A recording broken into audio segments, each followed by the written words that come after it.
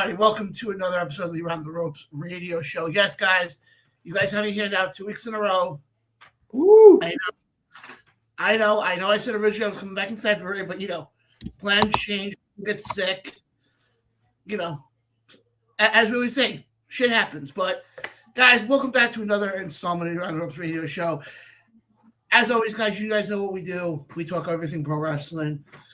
As always, I'm joined by the Damian Priest off of Timu. Jay, how you been, my brother? How you hold up with this cold weather we're having right now? Jesus, talk about a cold front. It's feels like 1 degree outside. I'm out there with mask, gloves, hat on, hoodie, North Face jacket on. It is ridiculously cold, and it's going to be cold for the rest of the week. Rest of the week for New York, so it's going to get more ugly, I heard. Oh, especially you pretty much nailed it around in the head. If you live in the Northeast right now, you're kind of dealing with a bad cold front. So freezing out there. It's horrible.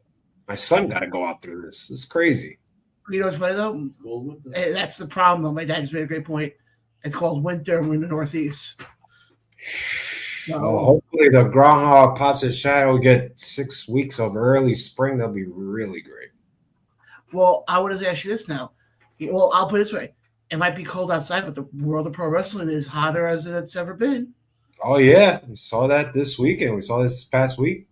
It's getting hotter and hotter and hotter. We could get right into it if you want. Oh, absolutely. Believe me, we are. Because I was one of the many people who sat there Thursday night to watch TNA's debut on AMC.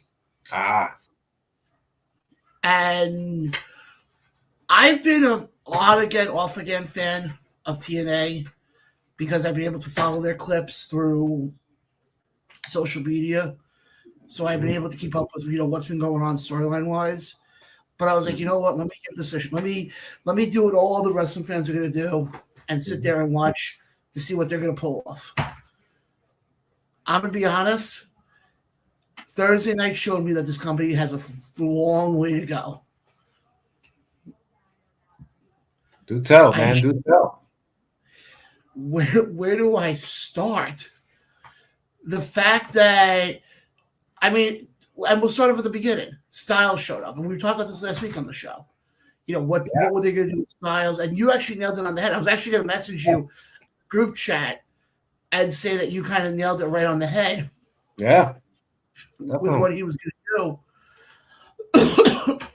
That part I liked because it's always nice to see, Styles on my TV. It's always great. And we'll get into Styles a little bit later, especially with what he has coming up at the Royal Rumble in 2 weeks because I want to get your thoughts on that. But I will say this much. I like the video packages they did, kind of telling the history of TNA. Yes. When it came to certain matches, I like the fact that they pulled back to the clips. You saw the clips of the Samoa Joes, the Kurt Angles, even when it came to the Knockouts match. And then I think the opening match was, if I remember correctly, was the Hardys and Elijah versus Order 4, if I remember correctly. Yes. And I was like, okay, they want to go the nostalgia route. They want to really, and this was my biggest fear going into the show last week, was that they were going to rely way too heavily on the WWE, on the ex-WWE guys. They were going to rely way too heavily on them. And I feel like they did in this episode. I felt like every segment, for the most part, had either a WWE person, a current WWE superstar, or an ex-WWE superstar. Do you feel like they utilized it to their full potential? I don't know. I feel like the way they handle it, we're going to get into the comments here in a second, because our good friend David from across the pond. What's up, David Reynolds? How are you, my friend? Actually, let me hold the comment right now.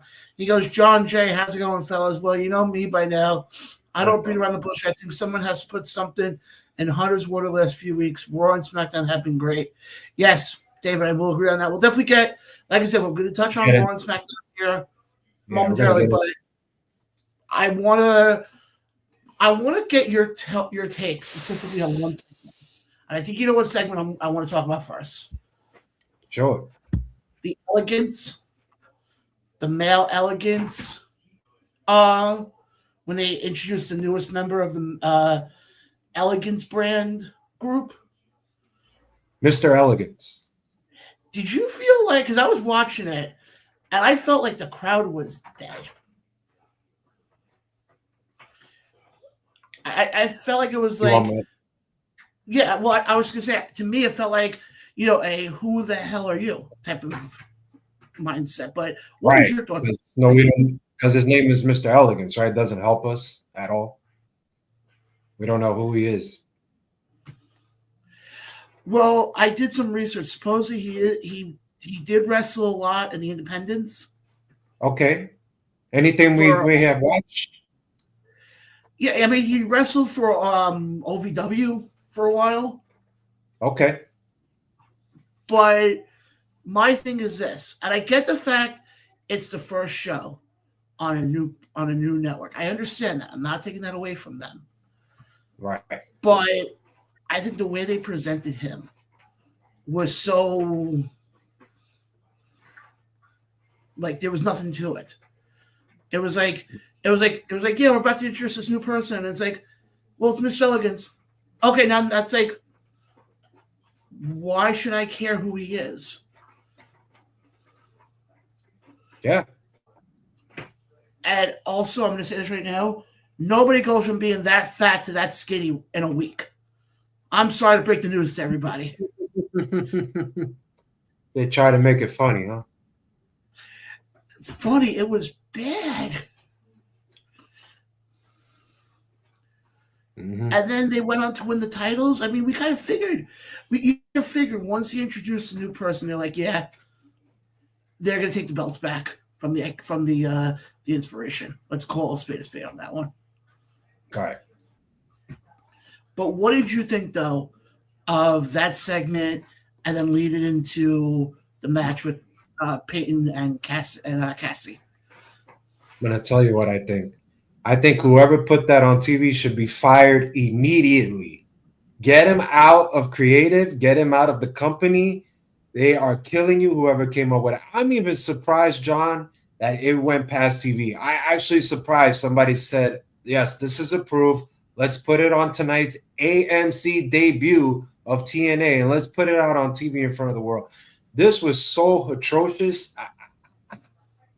It was horrible. I can't even believe. Not even Vince McMahon himself would have passed this segment into WWE and say, yeah, let's air it.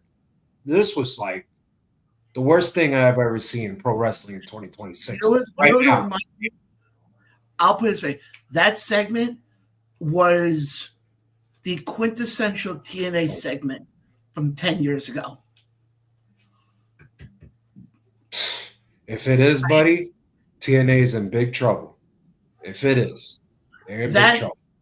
Well, I think it's funny because last week Bus Open was talking about it, and Bishop Dyer, the wrestler formerly known as Baron Corbin, made a great point.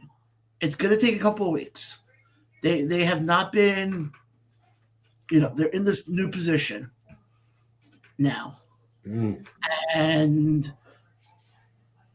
I give them a couple of weeks. I look at it as let them get all the kinks out. And then before you know it, I'll say this much. Give it a month before we see, if this is going to flop. Because I can say right now, so you're saying right now you agree with Bishop Dyer that we should give TNA another shot, even though they had I don't know how you felt about the whole night. How do you feel about it? Do you like it? Do you not like it? You thought it was okay?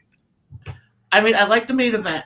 I will say that much. Santana and Kazarian. I liked it, yes. Oh my God. We have different takes, but go ahead. Did you like the show? You thought it was okay or thought it was bad? I thought it was, for a first show on a new network in front of a new audience, no, I didn't think it was good. But for wrestling itself, and that's the other thing also, in a 2-hour show, you could have 3 matches. Because you got to remember, you had the tag match, the 6-man tag match. You had the women's tag match, and then you had the main event. That was it. Unless I'm forgetting a match. Nope. Match-wise, I will say remember also, you had the Hardys in the first match. Anytime the Hardys are on, you know they're going to give you a decent match. The women's tag match, hit or miss with. To me that wasn't such a big thing that had to be on the premiere episode. Mm-hmm. And Kazarian, but I'll say this much, with Kazarian and Santana, you got two guys who have been in this industry for years, who know how to tell a story, who know the fundamentals of putting together a good match. And those two, and I'll tell you right now, we always talk about the quintessential babyface and the quintessential heel.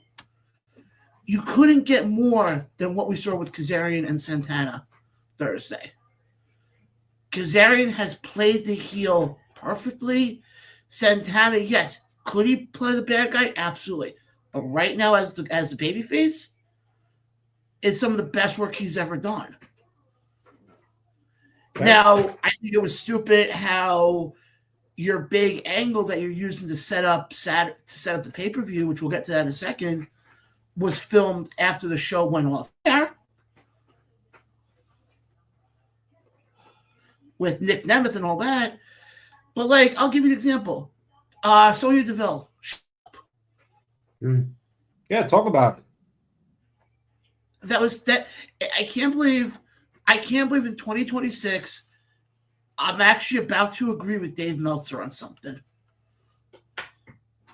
Yes, it really must be a cold day when I actually am agreeing with Dave Meltzer on something. Okay. I'm getting tired of this heel authority crap. Mm-hmm. I'm getting tired of it. To me, it's overdone. All right. To me, it's overdone, drawn out. Yeah, did it work years ago when they did it with Hunter and Stephanie? Or John Laurinaitis? Yeah, when it was them, yes, I will agree. Now, am I taking away from the fact that I think Sonya, or whatever her name now is, do I think she's going to do bad in that position? No, not necessarily. But it's the old rinse and repeat thing we always talk about in pro wrestling. It's how many times have we seen this heel authority figure? Because what's going to end up happening is, I hate to say it, we're going to end up getting a scenario where, not right away, but down the road, you're going to get Team Santino versus Team, I think Daria is her name. Yes, Daria. Team Daria versus Team Santino. Mm-hmm. The winner gets control of TNA. At some point, I think we'll see it. That's what's going to end up happening. But again, it's the same storyline. We've seen this before. Right.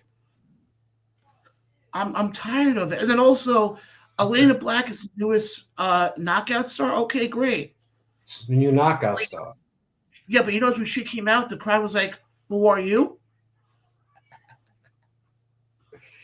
Keep going, John. Keep going. You don't want Jay to take the next take because it's going to be ugly. Go ahead. I was going to say, what they should have done is when she said, "Oh, I signed our newest knockout star," they should have thrown it to a video package, like everybody keeps saying. Throw it to a video package, show who she is, where she came from, why she's pissed off, and then it's like you could have somebody sitting there going, "Oh, I remember seeing her in NXT all those years ago," because TNA on Thursday night assumed that the people who were watching it knew exactly what was going on.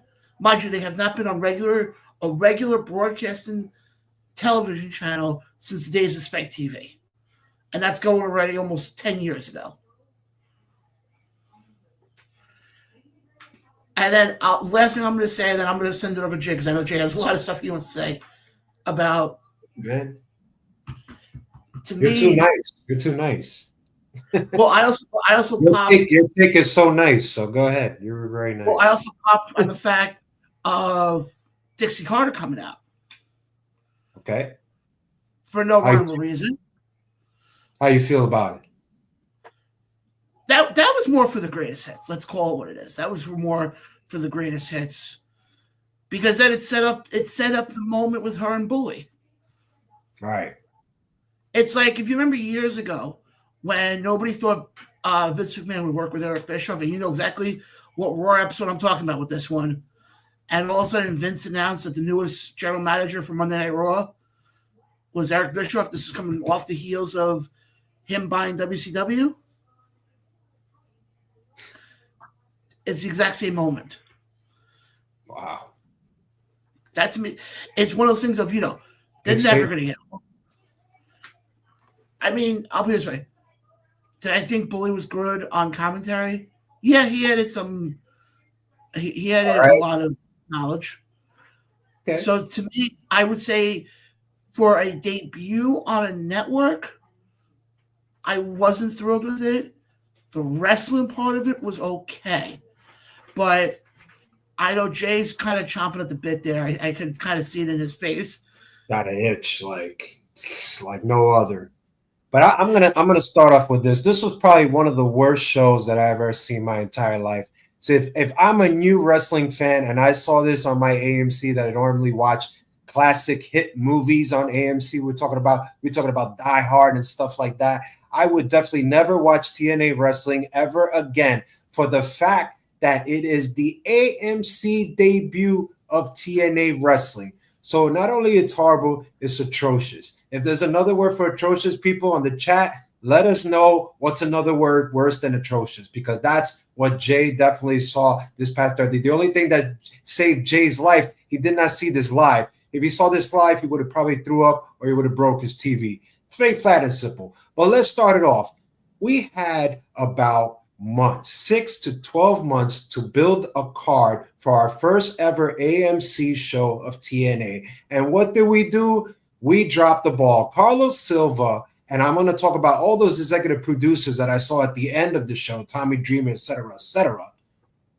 You guys should take the fault on this for the fact that you had all these months. You have WWE as your gateway to use wrestlers, as John stated in his take, to basically make a good show. You did it. You put on a show that was more talking than wrestling. That's number one. For a fact, I saw a lot of silly nonsense that Vince McMahon would never dream of doing. He would never dream of putting a Mr. Elegant segment. He would have thrown that shit and fire whoever the hell passed it to him. I don't even know how this got approved. Even that Tommy Dreamer is executive producer, I don't even know how he said this was good.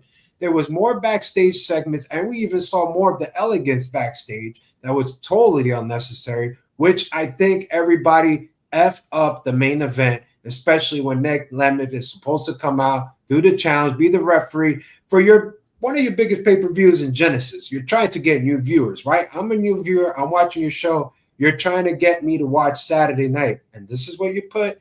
Let's talk about the biggest signing, Elena Brack, crickets. She did a pose here, a pose there, crickets. Who are you, as John stated? Jesus, this was my girl. This was FKA Cora Jade. This was the future I saw in WrestleMania with Roxanne Perez, and she let me down into crickets. And the RA, and John and Dave Messers, everybody right is there. Yes, we've seen this 10, 12 years ago. It's been done. It's been done by the greats like John Laurinaitis. I used to love Power to the People. But it is over. We're in a new generation, folks. This does not work. And you know what upsets me, John, and everybody? That the fact that she comes out, probably to one of the biggest pops of the night, if you want to call it, okay? She comes out for a pop. She's thanking Santino. You're doing a hell of a job. I can't believe we're on AMC. And all of a sudden you go heel in 2-3 minutes? I have never seen that in my entire life. A person just goes straight heel and badmouth Santino. I'm already thinking, damn, Santino must be out of the job. He's getting badmouth. He's getting badwashed. He's getting treated like pure shit. And she goes heel. And she reveals the biggest signing, and it's crickets. And another thing with the main event. It was a good match, John. But the problem for me, it's going to mess up. It's like if I write a story or I write a novel. I have a beginning, a middle, and an end. Jay is going to view it as being a great, good match from beginning, middle to end. I had the beginning, I had the middle, I didn't have the end. Unfortunately, there was a little miscommunication between both, and they redid it again. It just took the element out of me. You know what took the element more out of me, folks? The fact that I got to watch a video by my crew. Shout out to Ray. Ray, get well soon, brother. We love you. Send a video of basically saying Nick Nemeth coming out after the show is over, by the way, coming out, trying to be this special guest referee between the two, Kazarian and Santana, running back this Saturday. That even pissed me off a lot more. I'm a new viewer. This is an AMC debut. There is no excuse for Carlos Silva and TNA and Anthem at all. You had months to build this. WWE obviously helped you. It's a gateway. The way it's produced, John, I'm going to say it was WWE-ish to me. All levels from beginning to end. The crowd couldn't give one damn about any segment. Dixie Carter comes out to a bunch of boos. Hell, I boo. What the hell am I seeing Dixie Carter out? You could have just sent me a video package for 2 minutes. I'll be okay with that. But we didn't get that. We got a lot of silly nonsense. It was horrible, John. New viewers are probably scared. They ran away. They don't want to watch AMC no more on Thursday nights. They're just going to wait for Die Hard. I don't believe it. Well, I get what you're saying, and it's funny because my dad just said the same thing about when Dixie came out, because he was watching it with me on Thursday. Bunch of boos. Boo. That's all you heard. Boo. And what I didn't get, though, and then going back, I forgot about the whole thing when she turned heel. And I agree with you, because when that happened in my head, I'm sitting there going, okay, Santino's done. Either he's coming back to in-ring competition or he's done completely. And then 2 seconds later, he's making decisions again. Like, yeah, he's backstage and he's making matches. No sense. I mean, no sense whatsoever. How do you go heel in 2 minutes? You just came to the company. You go heel in 2 minutes? It's crazy. It was done. It was done horribly. It was. You didn't have to push your heel right away. You didn't have to do that. You did it. I mean, if they're going to go down the road, the only thing I'm thinking in my head is they're going to go down the power struggle road. And they're going to have it that, Santino's going to try to be the good guy. And it's going to be, good cop, bad cop thing. Mm-hmm. I'm like, why? And here's the other thing. Even if you're doing that, right? Let's say you're doing that. Why are you rushing it? It's January. Our biggest show is until October. Wouldn't you want to drag it out a little while? Yeah. And here's the other thing I didn't get. You announced, obviously, I know they had the issues with the visas, and I get that. And they first of all, they must have been pissing their pants. The fact that Leon Slater couldn't be there. He had to miss the pay-per-view, but he put on one hell of a match with Carmelo Hayes on Friday night, which we'll get to that in a little bit. But John, here's the thing. There's no excuse, because let's say you had trouble with the visas. You still have a gateway. You're telling me you can't pick up the call, hey, I lost Leon Slater. You think you could give me somebody that's up and coming down there? Who can I get? Give me a Miles Bourne. Give me somebody. Here's what I didn't get, though. I think you would have had a much bigger moment. Because I want to look specifically at when he announced, the open challenge for the Knockouts title for Saturday for the pay-per-view. We have Santino come out. He announced that Danny Luna couldn't be there because of visa issues. Okay, fine. You say okay, but you make the comment of that Lee Wing, I think her name is, or Xia Li, as she was on WWE, was still going to be a fighting champion. Okay, not a problem. But then you have Zarya come out. Now, would it have made more sense, and I think a much bigger moment, if you would not have had her come out? You would have waited until Saturday, and then that's when you do the reveal. Yeah, totally agree. And what you could have even done, if Elena Black is going to be the next go-to, so to speak. No, I hope But not. here's my thing, though. You're going to have her come out, Elena Black, basically come up there, do her pose, going, "Hi, everybody, hi," and then you're going to sit there and you're going to tell me that but then you're not going to have her do anything, and then all of a sudden come the pay-per-view on Saturday, she's just going to show her face again. And pose, by the way. To me, the way I would have done it, you want to have a big impact. I would have turned out if I was booking it, I had the pencil. I would have had her. I would have had Xylee, the wrestler formerly known as Xylee, come out on Saturday and say, "Okay, my opponent couldn't be here tonight, but that doesn't mean I'm not going to be leaving Dallas without a fight. I'm putting up an open challenge right now." Then you hear Cora J, Elena Black's music hit, and Elena Black's like, "You know what? I'm coming for the top." Because now, what are you going to do? Basically, now you're going to tell me, "Oh, you're not going to do Elena Black now till probably Rebellion," or are you're not going to wait till Slammiversary?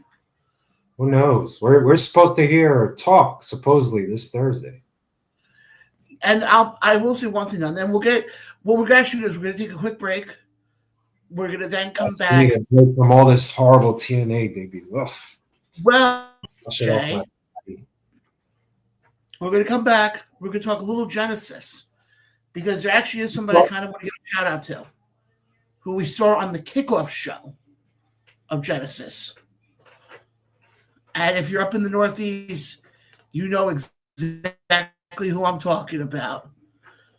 So, guys, we're actually going to play a brand new, yes, guys, we've been teasing it for a while, brand new Ethan's Corner.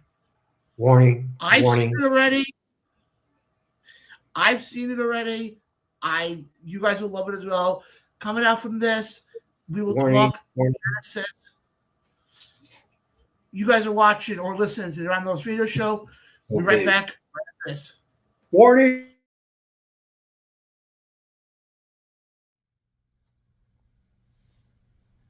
Das kann ich so ja, because that's no that's not meshes and girls so forever. Nee. Das on the back. Hier do Colonel and slow button and shedding it a bit than the wheels can be. Here's because my set. We forget the log now if you're a flungy, these who win and that numbers a large fish for a hot office will be. Now remember. Yeah.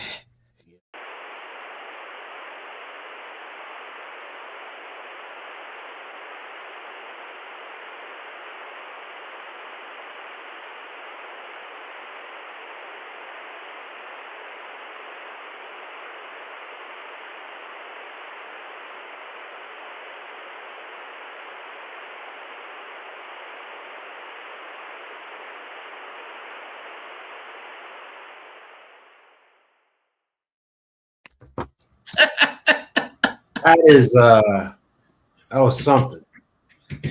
Guys, we're back here on our little radio show. Hey, guys, like I said, new Wilson's Corner coming soon. But I want to get into Genesis here for a little bit before we get into what's going on in WWE. Yeah, man. I know we've been talking a lot of, not bad stuff about it, but I do want to give a shout out to somebody we saw on the kickoff show.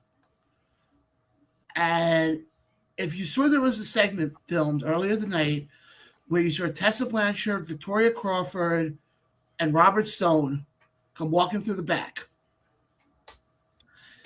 I think you know exactly which segment I'm talking about here, Jay. Oh, I know. And all of a sudden, they ran into a wrestler named Vicky.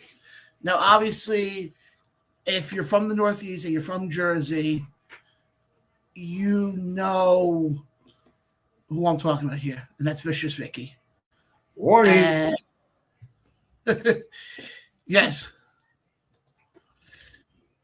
Warning. Vicious Vicky. who then it was announced she was going to have a match on the kickoff show. Her and Indy Hartwell taking on Tessa Blanchard, and I don't know who the other woman was, so I You apologize. said Victoria Crawford, right? No, it wasn't Victoria Crawford. It was somebody Or else. somebody else? Oh, okay. Actually, I'll pull it up right now because I actually have. I didn't see the match, but I definitely knew who came out because I saw all the video. Shout out to Rob, man. Thanks for the video. Yeah, no, that's. Let me see here, because when I saw the match, it was Was it a good match? Did she What- perform Milo well? it was Milo Moore was her name. No I don't clue. know if anybody- who He that has is. no idea whose that is. I Or was will it a say this- good match, John? Was it good? Yes, I thought the match was very good, but I will say Awesome. this much: for somebody like Vicky, and I've seen a lot of Vicky's stuff Yeah. with companies like Bree Combination and Pro Wrestling Magic and all that stuff, and I still remember there was a match. One of the first matches I saw of hers was at Pro Wrestling Magic. She took on an independent wrestler by the name of JC Storm. Okay. And that match was, there were so many issues with that match. Especially there was one part of the match, I remember they were in the corner and Vicky has JC Storm about to suplex her through a door. And I think Vicky ended up taking. Door. That Yes. is fun. Well, yeah. Oh boy, here we go. Comments I are guess we blowing have up. to go to Mega Prime now. I think I know who this is. Well, he knows you because he had a lot of nicknames for you last time. So he knows Oh, I you. know. Yeah. It's very weird, though. I think I know who this is, actually. A good friend of the show, Omega Prime 5150, says, "Gotta agree with David. It seems like they are cooking on the road to the Rumble, but is that because of the time of the year, or is it because of the fact that they know they need to be all aces because they are international and they can't let the regular drive less? Drive a little less." I don't. We'll get, like I said, we're gonna get into that at the top of hour number 2. But what I will say this much though, seeing Vicky going from that match, and see, she says to being on the stage of TNA. It's a nice feeling, being in this wrestling world. Jay, I don't know if you've noticed this as well. And we see these people on the independent scene. I interviewed her all the time. It's crazy. And then you interview them, and then you see them on a stage like TNA. And you see them on a much bigger stage. Mm-hmm. I mean, I hope they sign her. I really do hope they sign her because I think she could be a very valuable asset to the knockout. Did she ever? They had a dues, man, for years. But I just think, when it comes to what she can do, I can see her doing big things when it comes to that knockout submission. So I just want to give a shout out there. And then also on the flip side, we also saw the wrestler formerly known as Fuego del Sol, KJ Orso, I think his name is, ended up being involved in scared. Got a question here. Jay, were you scared last night? I was scared at Javon Evans. Hell yeah, I was scared last night. My boy Javon Evans. We'll talk about that. Go ahead, John. Yeah, I know. Javon kind of went bouncy and got himself injured. Oh, I got a lot to talk about that. But go ahead, John. What did you think of the fact that for the international title, for a title match, mind you, and this kind of goes back to what we were talking about beforehand, you have, I think it was a fatal 4-way, if I remember correctly. Okay, fatal 4-way. One of the guys in it was a former YouTuber, and it was his first title match. Okay. It was the YouTuber BDE. I don't follow these YouTubers. Like, is he popular? I mean, yeah, he's popular. What does he do? Like what content? I don't know. Like, Well, he did do wrestling content, and okay. he ended up becoming a full-time wrestler. Basically, he took the Logan Paul route. Mm. But like a B version of it, right? Exactly. Like a Exactly. B version. I'll be straight. BDE isn't really prime when it comes to that. If you get the joke on that one. Jesus. And you actually watched this guy? It was actually, you know TNA what's funny? is brainwashing you. Please don't watch bad things. Don't let them do what NXT does to me every Tuesday. Please. Just don't. Omega says the Fatal 4-Way was Stacks, Orso, Eric Young, BD was there just to take the pin. He was big in wrestling content and then started training. Man, so when he starts training, we just put him on TV like that because of a name? Wow. TNA definitely don't give a damn what they put on TV. Right, Mr. Elegance? Oh, I don't even. I have I nothing. don't do this. This is what I watch. I'm not the booker. This is what I see. And this is why Jay thinks that I should thank John basically as saying, John, thank God we didn't do a TNA show because it would have been disastrous to talk about the AFC debut. But go ahead, John. Go ahead. Laugh it up with the big ego. Go ahead. Let the big ego out. Go ahead. Yeah, sure. Let it Sure. out. If we have a big ego, why is my box so small? I'm just saying. This is what you say. I'm just laughing along. I'm just laughing along for the ride. But obviously, we had Genesis on Saturday. Yes, we did. We had Genesis this past Saturday. What did you think of the show as a whole after what the disasters we saw Thursday? To be honest, and we Yes, talked sir. about this on Thursday. We talked about this last week. There's only one match I was looking forward to. Okay. What was that? The tag title match. Okay. Do you like it?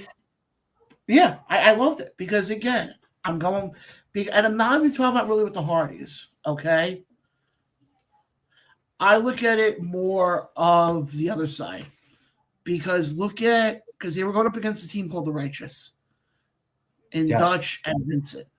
Great team. Those guys.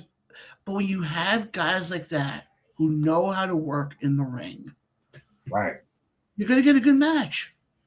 Right. And it's nice that a company like TNA takes an investment in tag team wrestling, Right. and actually knows what to do with it.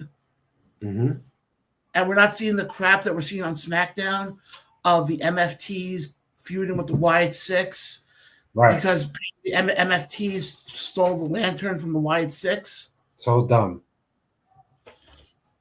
But here's the thing, John. You're absolutely on money. The problem is with TNA, they don't have a lot of tag teams.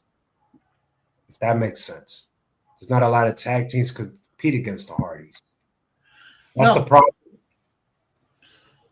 And that's and I agree with you. That's the issue, though. Is you can probably get the Righteous and the Hardys probably feuding for a little bit longer because it really is. I don't remember if they said it on commentary during the pay-per-view, but it was very much generational teams going at each other. Right.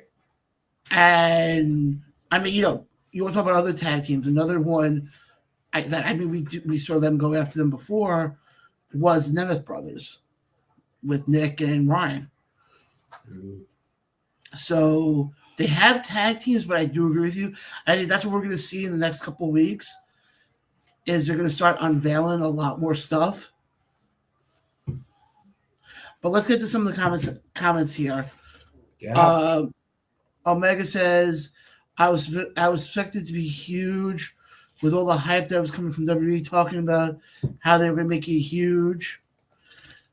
Listen, that debut was lackluster. Atrocious. trying to do about Atrocious. Logan Paul. We And got a lot, but what do you think of Genesis as a whole, though? I know you're talking about the match. What do you think as a whole from the bounce back from the crap show we saw Thursday? unfortunately, it was very WWE-esque.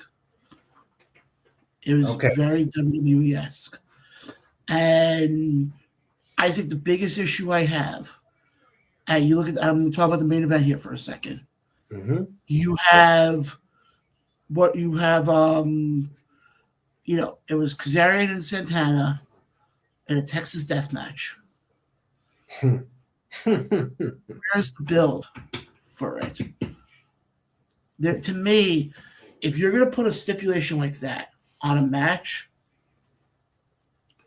you have to have some sort of build to lead up to it. Right. Just to turn around and say, hey, we're going to put a Texas death match on for the sake of putting a Texas death match on because you're in Texas. And there was nothing about a death match in that match, period. Well, that's the other thing also. You realize that they tend to only do the Texas death match in Texas. I've come to realize that. I know it's because they're in Texas. I get it. But if you notice, they only really do them in Texas. All right, let's go to some comments here because Go ahead, John. Read the comments. I feel like these fit into last week's conversation, no? No, they do. David says the Righteous remind me of a cross between the Wyatts and Joe Gacy's old faction skills. Yeah, that's a good one. Wasn't that the Grizzled Young Vets? No, that's another team. I think they're in AEW. Hopefully, no. But my question is though, wasn't the Grizzled Young Vets when they were in WWE? Weren't they in Schism? Oh yeah, that was like the new Yeah, they were, but it was just horrible. And I'm going to tell you something about that match. It was a good match. You know what the problem Jay has with that match between the Hardys and the Righteous? The fact that the Righteous have to hand the belts to the Hardy and put the hands up and et cetera, and then you make a face at the end of Vincent on the ramp and like looking at them like, yeah, don't worry, we got you next time.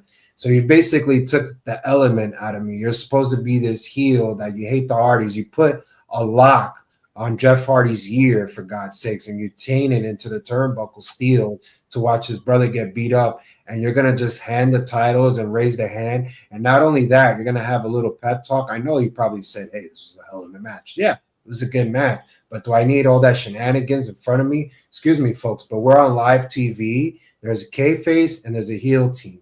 You need to be a heel. I don't need to see you give the belt and put their hands up like, yeah, you guys did it. Yay. No. So it took me out of that match. But you said something about TNA Genesis. You thought it was WWE-ish. I'm going to tell you what I thought. I thought it was a good pay-per-view. It wasn't great, and it wasn't okay. It was just good.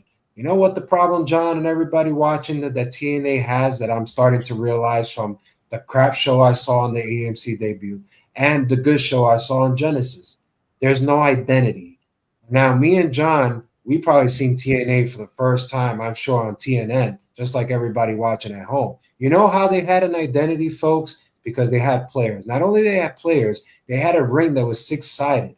Now, fast forward to now, there's no identity in TNA. John hit it on the nail. This is WWE-ish. Yeah, it is WWE-ish. Maybe it's supposed to be WWE-ish to get the TV deal. But the fact is, you need an identity, John, in order to survive here. I don't see this company surviving as the second best. Because we have WWE, we know what they bring. A family, fun-filled venture, right? Ha, ha, ha, ha. We're PG-13, we're PG, whatever.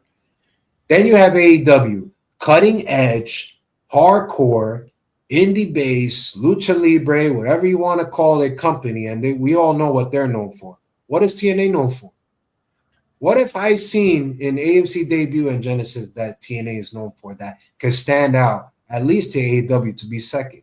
I haven't seen it, John. I think that's the problem with TNA. They don't have an identity. No, and I agree with you. And we talked about this last week, though. what are they going to do? You don't have the hype with them coming into this week's show. And yes, I mean, you have the working relationship with WWE now, but you can't rely on the WWE guys to carry that show every week. You got to have some guys from within TNA carry that show. And I'm going to ask you this right now, Jay, and I'll ask leave this to Eternal Nation. Mm-hmm. You look at right now, I'm not talking about XW guys like the Hardys. Yeah. Who from TNA do you think can hold that company or help that company grow in the years to come? And I'm not saying guys like the Hardys or any of those guys or Stacks, because I know right now he's the international champion. But realistically, who? So I can tell you right now, coming off the show that we started today, it's honestly Leon Slayer and Mike Santana. I don't think there's anybody else in that roster. They try to show me. Go ahead. Jay, sorry to cut you off there for a second. But we all know the way they've been pushing Leon, once his contract's done with TNA, he's going to WWE. I know. But he's still in contract to TNA to the end of the year. So I got to put him on that list. It's the same thing with Santana. But my question is, who's going to become the quote-unquote that company man or company woman for TNA that okay, they're going to, like we saw with back in the day with WCW, with Sting.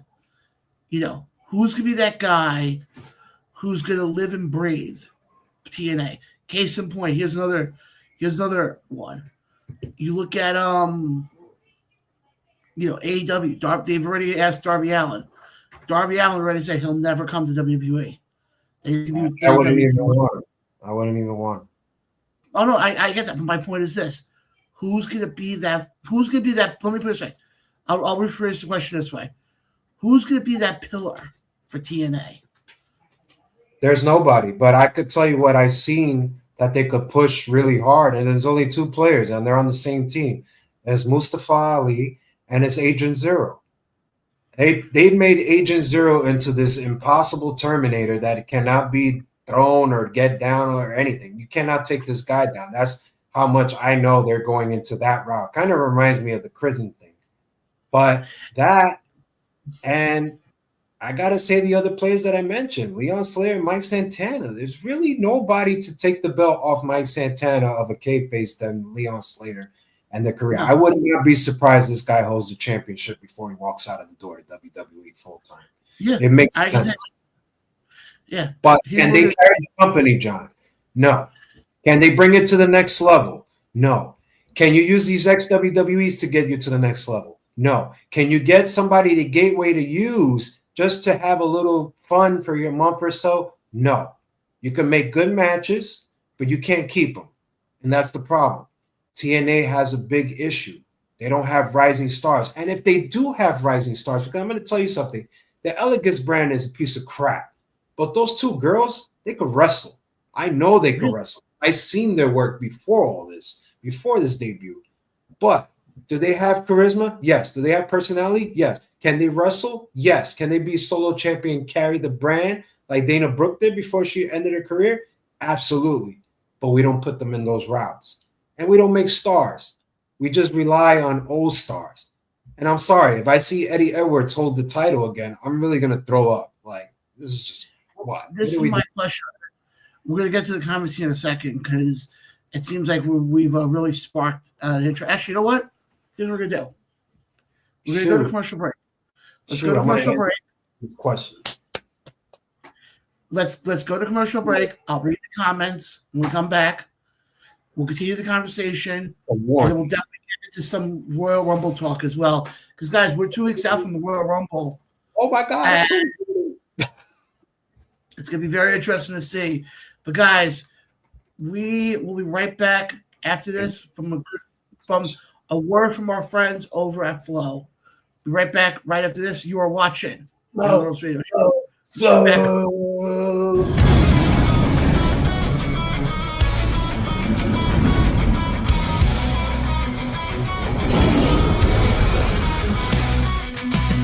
Heavyweights in the ring.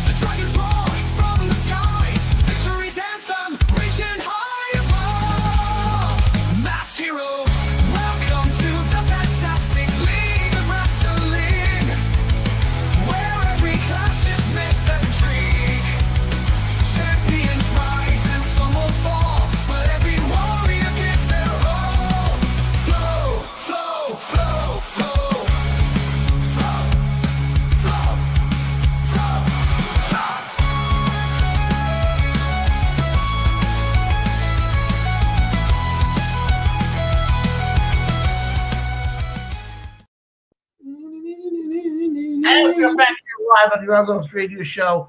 Guys, keep the conversation going because I feel like I did not think, hold on, Jay, I did not think when I was putting together some sort of outline for tonight's show, knowing I wanted to get into some Rumble talk, that for the first almost hour and a half would be on TNA Wrestling.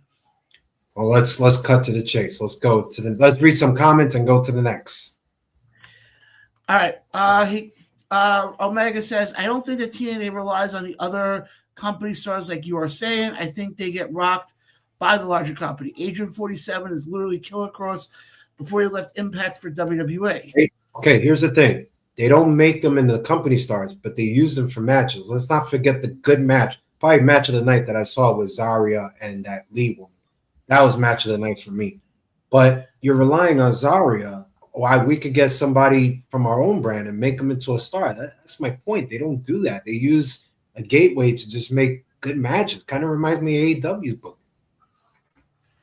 That's the thing though is, yes, is this partnership right now with WWE working out great?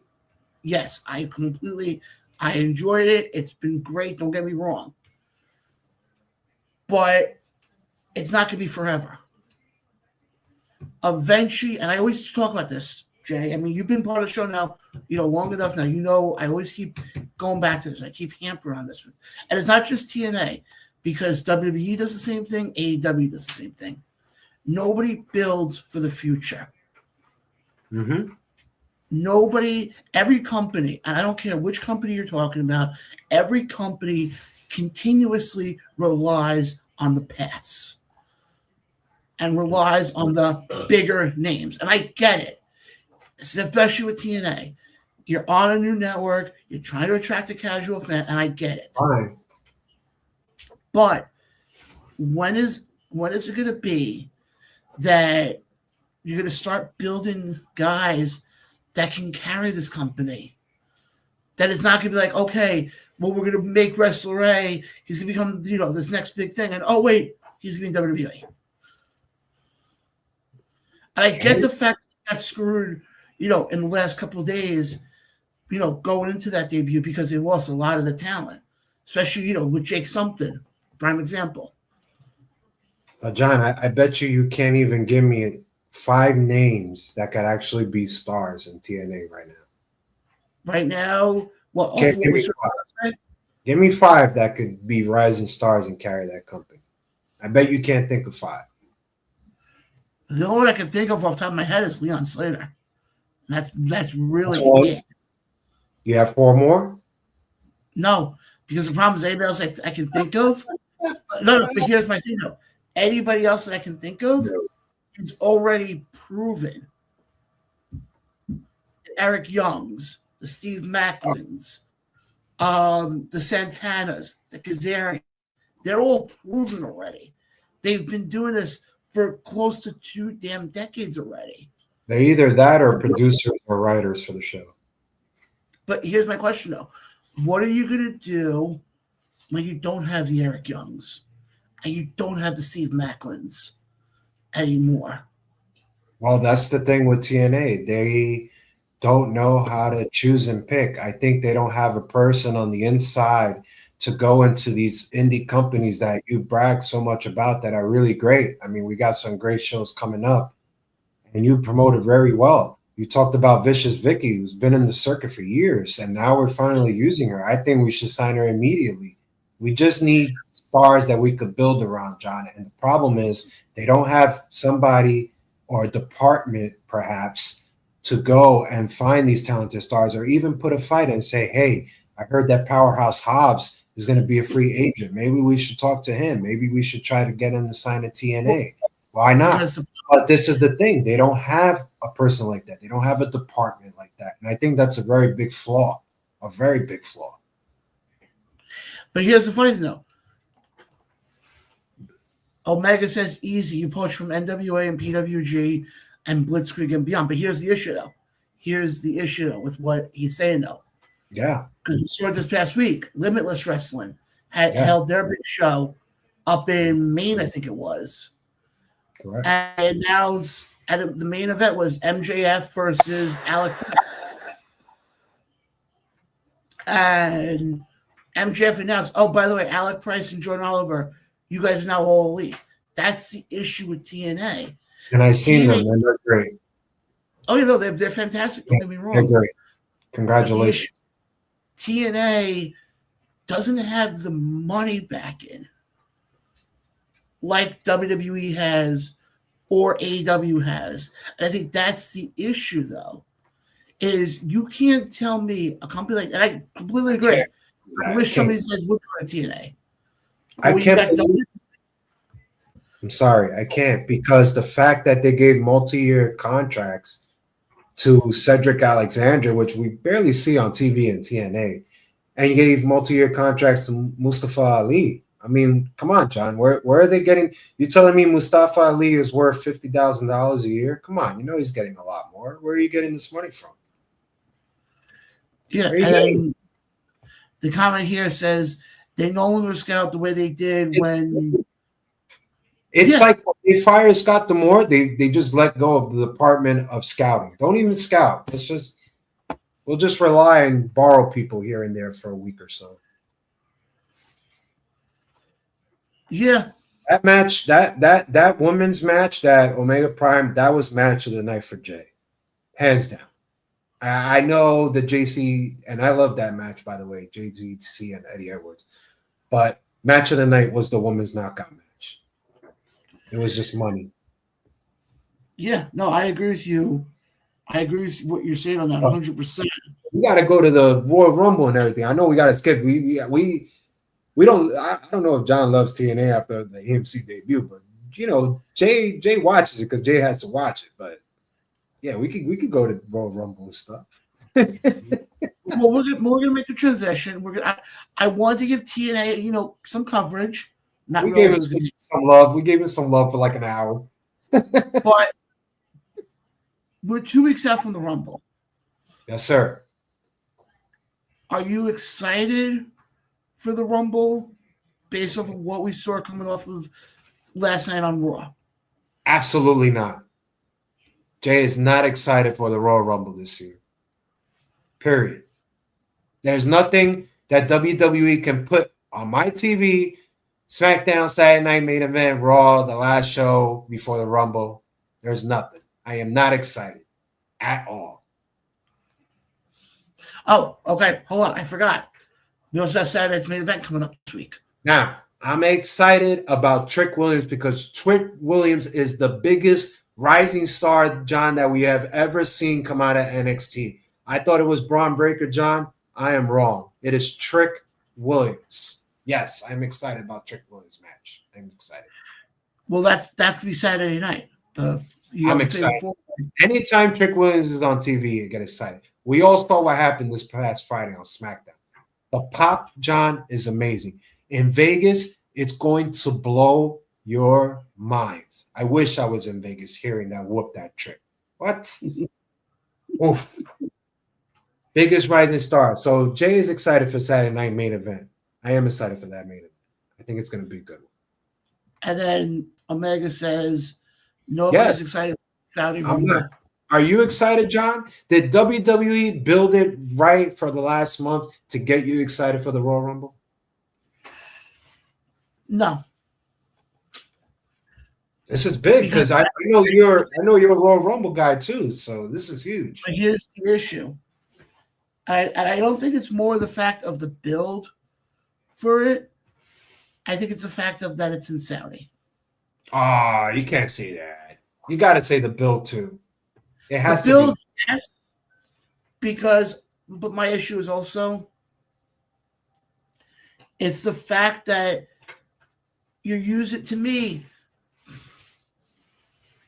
To me, I've always been raised up, since I've been a wrestling fan, recently it's always been Crown Jewel, has always been the Saudi show. Correct. Now that you're bringing in the Rumble, and then obviously next year we got Mania.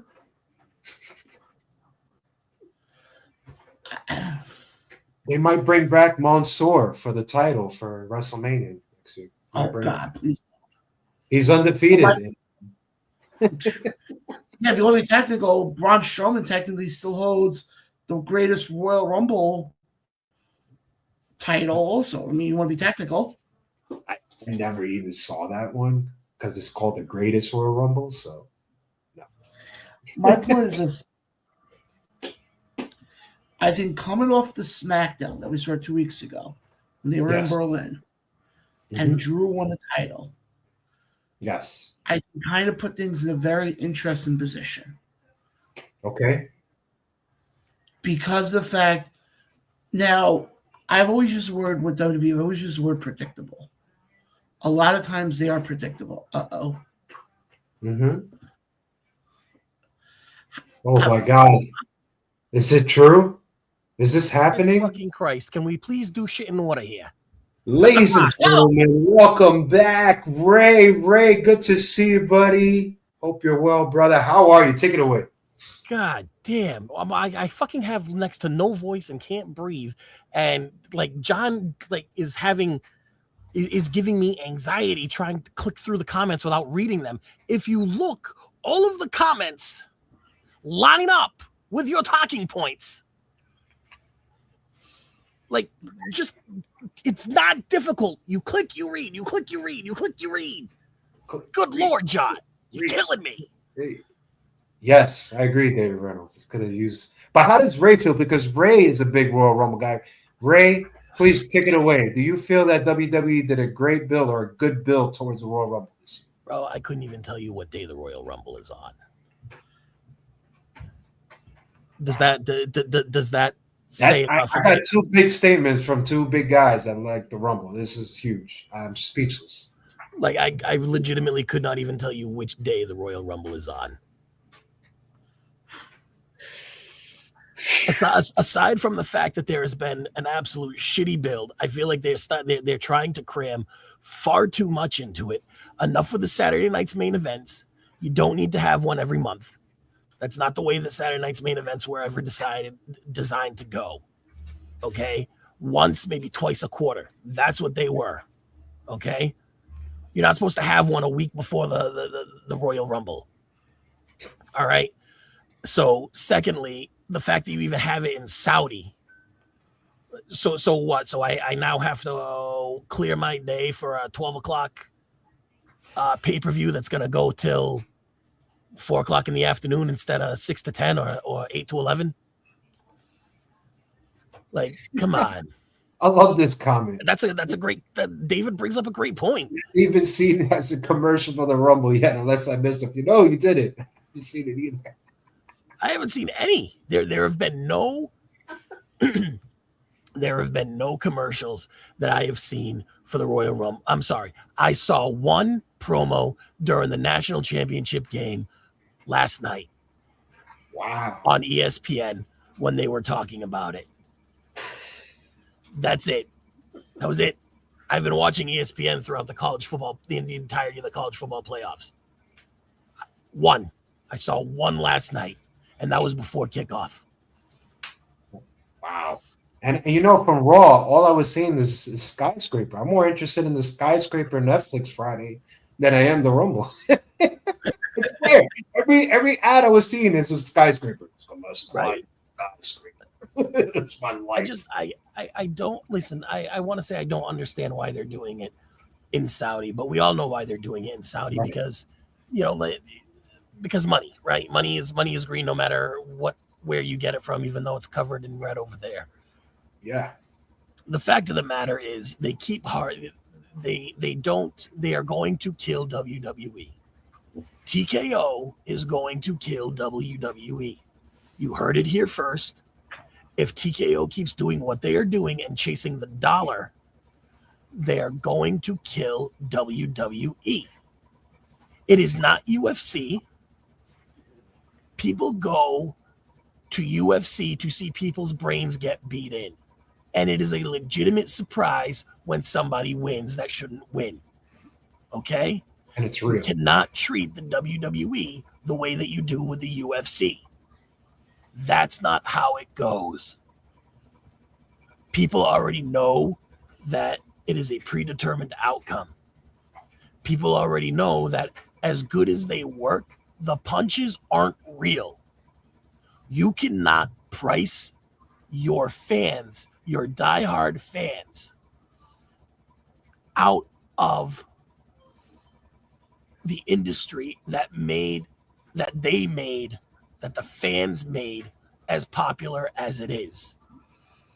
We had Phil, on a few weeks ago, right? We had Phil on, and he was talking about the boom in wrestling, and we all agreed that yes, there is a boom in wrestling. However, because of the fact that there is a boom in wrestling, TKO is trying to monetize it.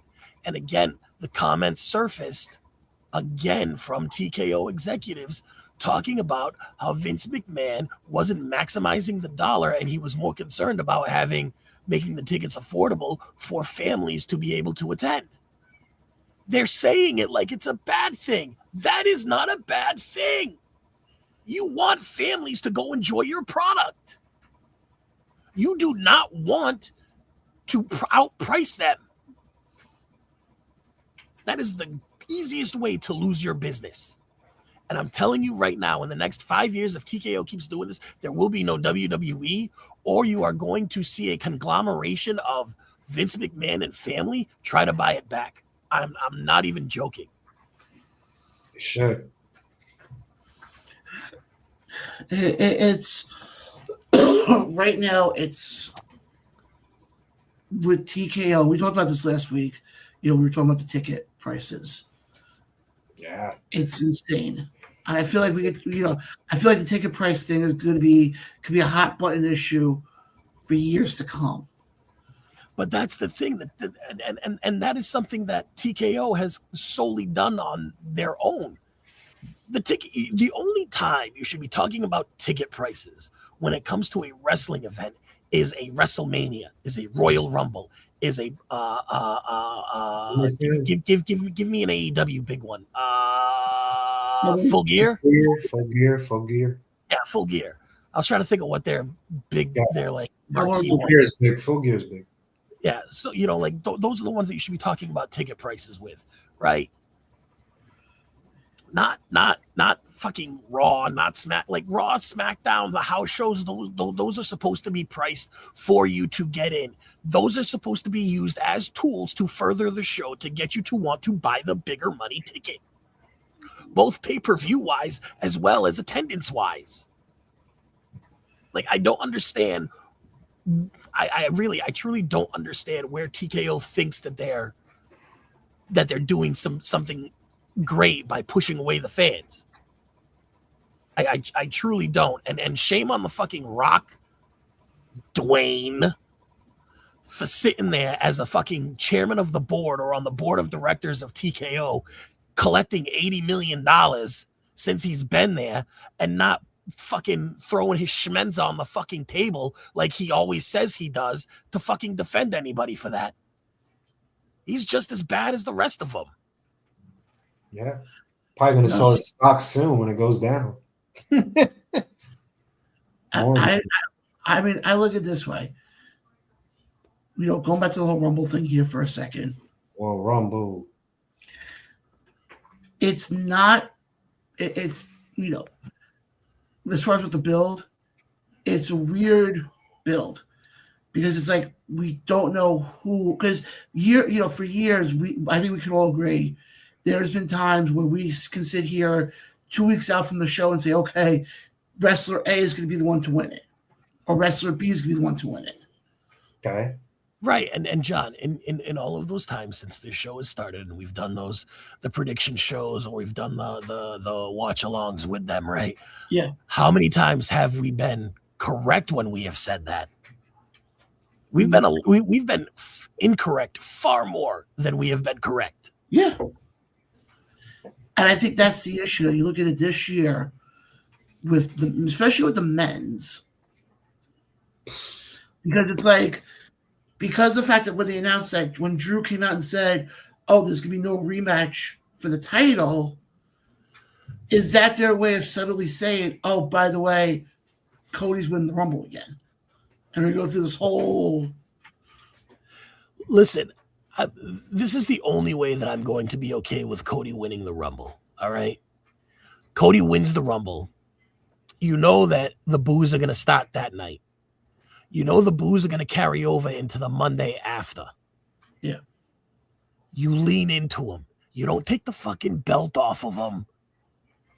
You don't take the belt off of them in hopes of making the boos stop. Because if you really wanted to make the boos stop, what you would should have had is you should have had Drew and Fatu put them out till SummerSlam. Take them off TV, take them out of WrestleMania, and then have them come back on SummerSlam. People ain't gonna boo him. No. So if you were that concerned about the boos that he was getting and not wanting to turn him, then that's what you should have done. But to me, it's like, okay, but I'll go this way. Why not go the predictable route and having a Cody win and all of a sudden have a Braun Breaker, a Jacob, I'm just saying, hypothetically speaking, a Jacob Fatu winning. Well, I'm sorry.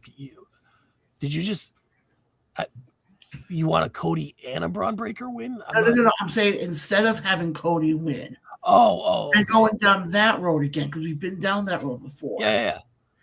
Why not have a Braun Breaker? Why not have a Jacob Fatu? So here's the thing, right? I don't think Braun needs to win the Royal Rumble. He's had enough strong outings against Punk and against Cody and in the War Games matches. I don't think he needs to win the Royal. The only time Braun Breaker should win the Royal Rumble, God forbid, is if he ends up being out for 6 months because of a knee injury or something, right? Like have him come back and win the Rumble. Like, you know what I'm saying? Like, but he has been built up so much and he has proven so much. He doesn't need that win. Okay, I'll give you another name that I think if this was the one to win, I would be ecstatic. Obafemi. Listen, you're playing with my emotions now, John, because you know how much I want to see Obafemi on the main roster. Listen, do I want to see Obafemi in that face-off with Drew? Yes. In the Royal Rumble. Do I want to see Obafemi in the face-off with Cody? 100%. I actually think that it would be great if Oba eliminated Cody from the Rumble to kind of capitalize on the last Sunday night's main event that we had. Yeah. No, I hear what you're saying. I just think if you can put somebody like Oba to win. I would. It's not that I wouldn't love for Oba to win the Rumble, right? But you run the risk of too soon. You know what I'm saying? Like for not so much too soon for us, right? I'm talking about too soon for the main roster crowd, because as you know, with WWE, the main roster crowd isn't necessarily the NXT crowd. The NXT crowd isn't necessarily the main roster crowd. Blah blah blah. So you kind of run that risk, and I don't. Very much like Braun Breaker, I don't want to see Obafemi's.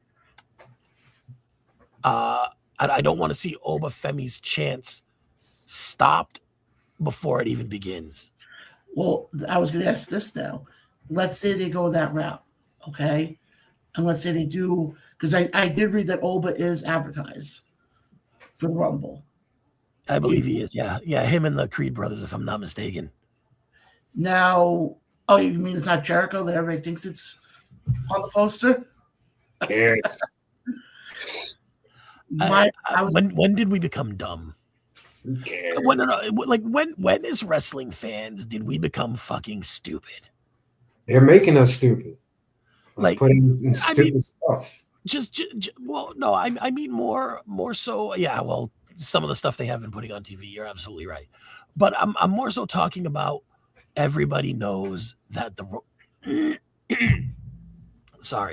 everybody knows that the Royal Rumble is known for its surprises.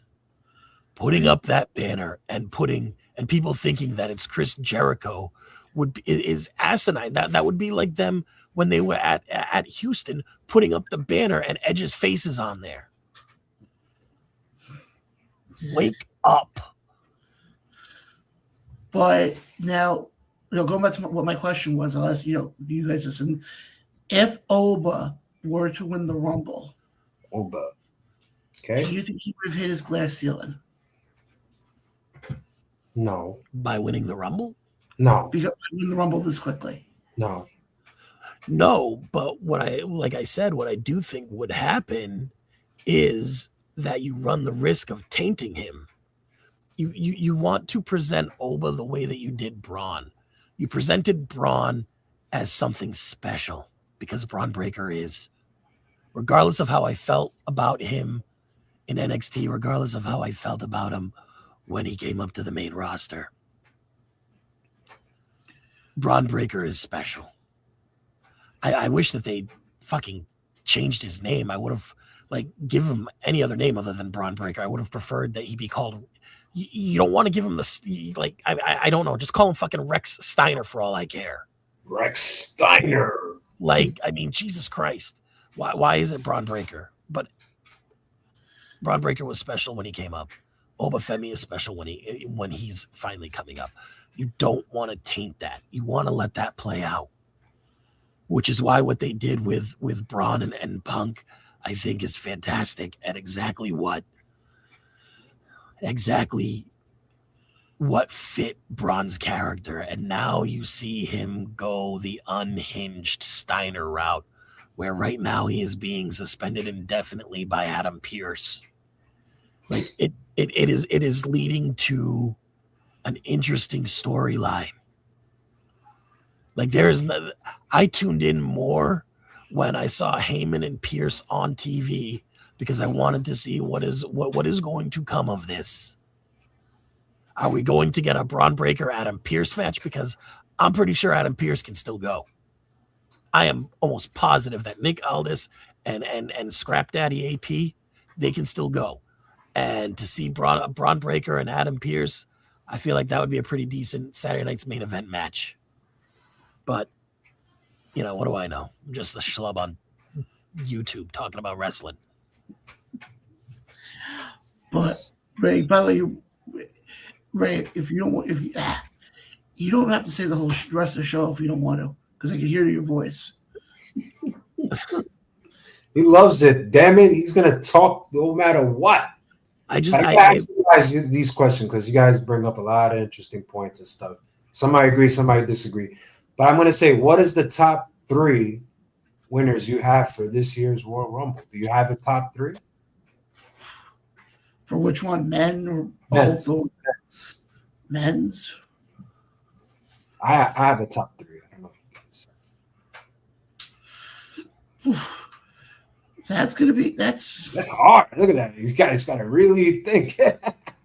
Well, again, I haven't. You know what I always say? If you don't have a great build towards the Royal Rumble, what they used to do in the past is you used to have this Powerball machine in the backstage segments that you could have just done, and you could have just revealed people, no matter if they're mid or low or high, their numbers, so I could get at least a little interested, so I know what number they're going to come out and what I'm going to expect instead of getting this. But go ahead. If you guys have a top 3, I don't know. No, I honestly don't, because like I said, I haven't put a whole lot of thought into, because of this lack of a build. I haven't really put a whole lot of thought into who would be my top 3, men winners, who would be my top 3 women's winners. I'm pretty sure we're gonna see Jay and Jimmy at some point, or though maybe not, because can Big Jim even go to Saudi right now? I know that he's not international because of his previous issues. But he announced himself in the Rumble, so. Well, no, I know that Jay announced himself. I don't know about Jimmy. So what about Jacob? Isn't Jacob also in that same? No, I don't think Jacob has as many of the issues as Jimmy once had. But here's the problem: is also I think with this year's Rumble, I think you're not only talking about the guys who are there, but they also got the guys coming up. You have the NXT guys as well. Not saying I think one of the NXT guys could win it, but you have the NXT guys. And also, damn well with them being in Saudi, it's their first Rumble outside of the States. They're going to bring in everybody who they can get. I mean, is it really there? I mean, we've had how many greatest Royal Rumbles, right? We had the greatest Royal Rumble that Braun won. Then we had the one where Titus went flying under the ring. Or was that the same one? Was that the That was the same same one? one. That was the same one. That was the same Okay. one. So we've had that one that was the 60 men, whatever. Okay. I don't know. Here's another thing also. We're also forgetting. You also have that working relationship with TNA. I don't see them bringing. You're gonna have Moose win the Royal Rumble. I'm just saying. Maybe Agent 47. You also got AAA though, in the mix. Well, Iguana, Mr. Iguana. Can we talk about? I don't know if you guys addressed it in the beginning of the show, and I apologize if you did. But did you guys bring up the whole Grande Americano Vikingo issue? No, we didn't get to that yet. If you want to bring it up now, we can.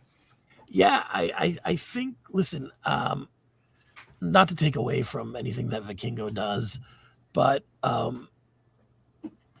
when you hear veterans say, "Yeah, I told him that he's got to slow down, he's got to stop, doing so much," and you hear stories of him just, kind of laughing it off and going back and doing the same thing, and now he's working with a shredded knee and busted shoulder and things like that.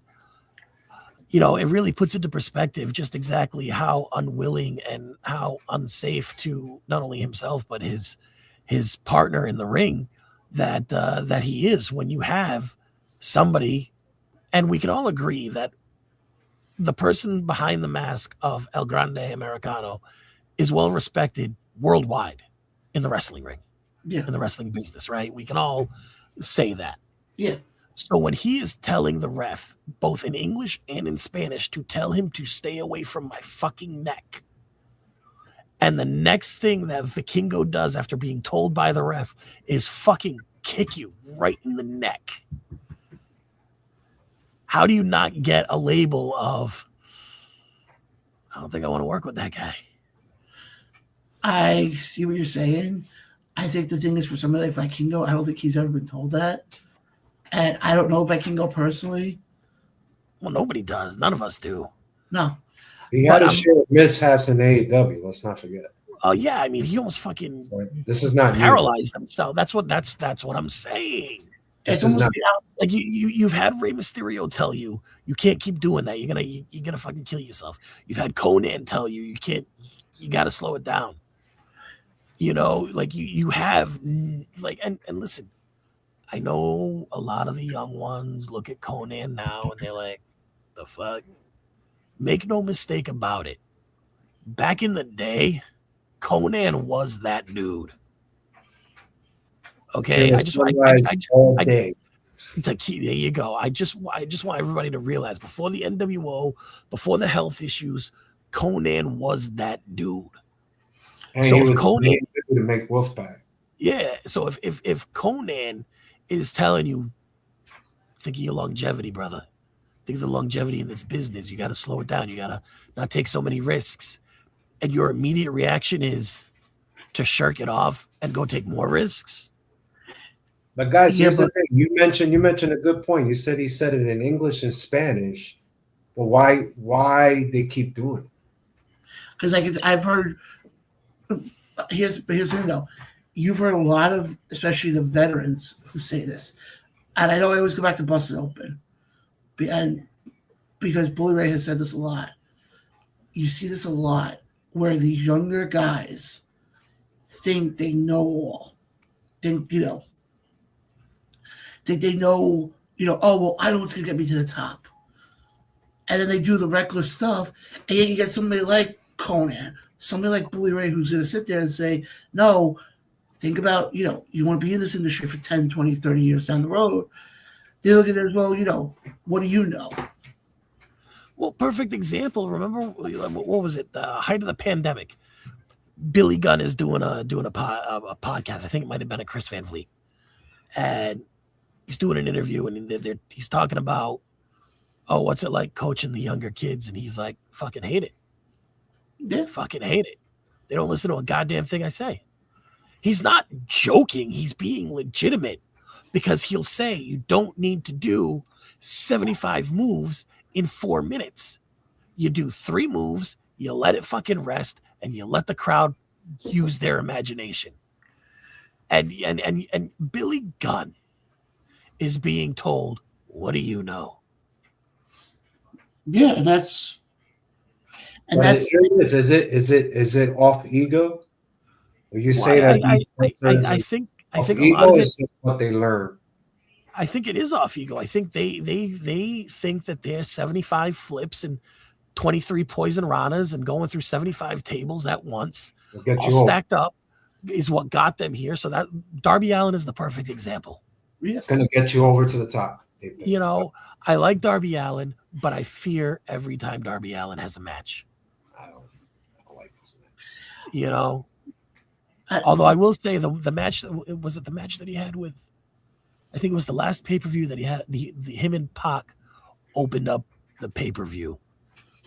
That was probably the best Darby Allin match I ever watched, because Darby proved to me and to a lot of other people he doesn't need the fucking crazy spots. Was that Dynamite? I think it was Dynamite. Was it Dynamite? No, wasn't that Wrestle Dream? Yes, I think it might have been Wrestle Dream. But they fought again, though. They fought again. No, they had like 4 matches, like 4 high-profile matches. I just want to talk about one quick thing with El Grande before, because I got one more quick topic I want to get to before we wrap things up for tonight. He did a promo last night on Raw. Him and the other 2 guys. I love how he's supposed to be this big star from Mexico, and yet he could talk English. And that's the thing also. If you listen to the promo and you go back to it, it was what's her face? They were getting interviewed by Jackie Redmond. Artie Fowl.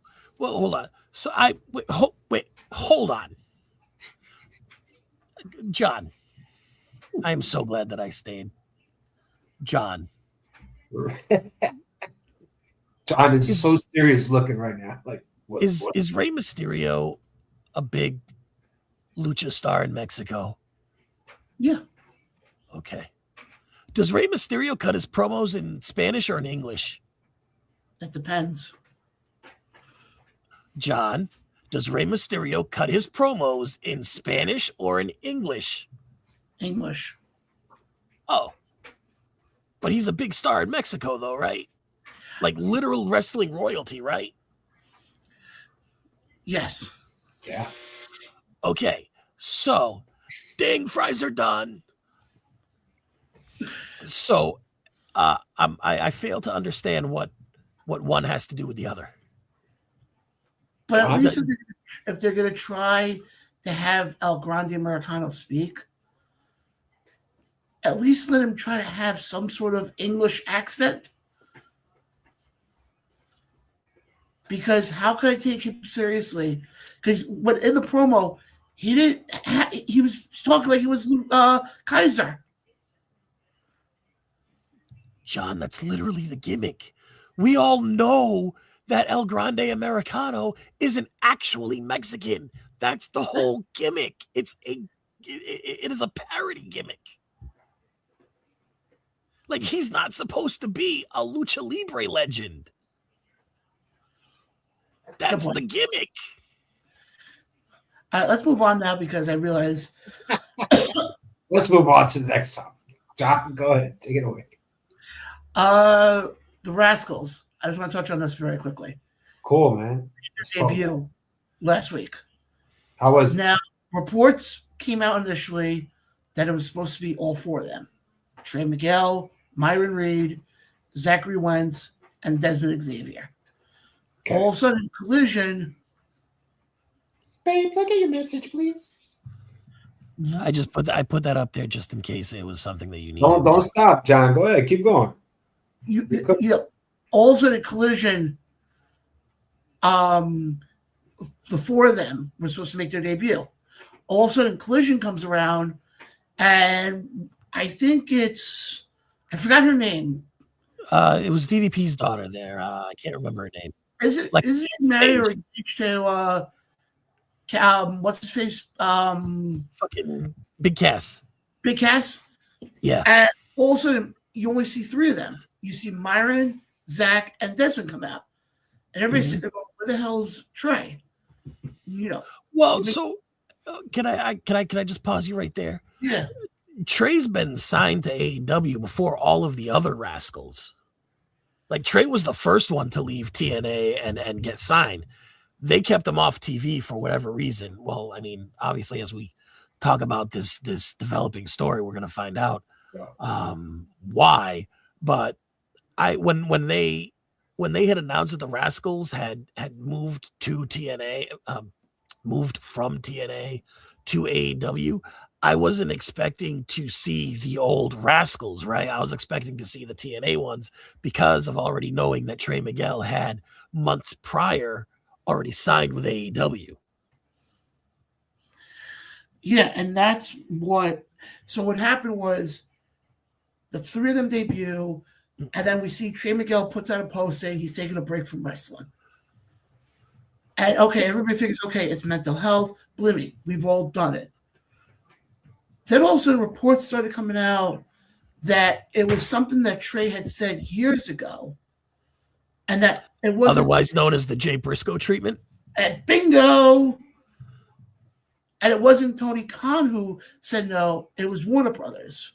It wasn't Tony Khan that said no to Jay Briscoe either. It was Warner Brothers. Yeah. It was WBD that said no to putting Jay on TV until, unfortunately, his untimely passing. Now, From a drunk fucking driver, you piece of shit. let me ask you guys a question. And I guess this is more wrestling, but life in general. Should we, at a certain point, if somebody says something, because we've all said something stupid that we regret saying, should you still be held accountable for what you said, even though you apologize, you make amends, and you move on?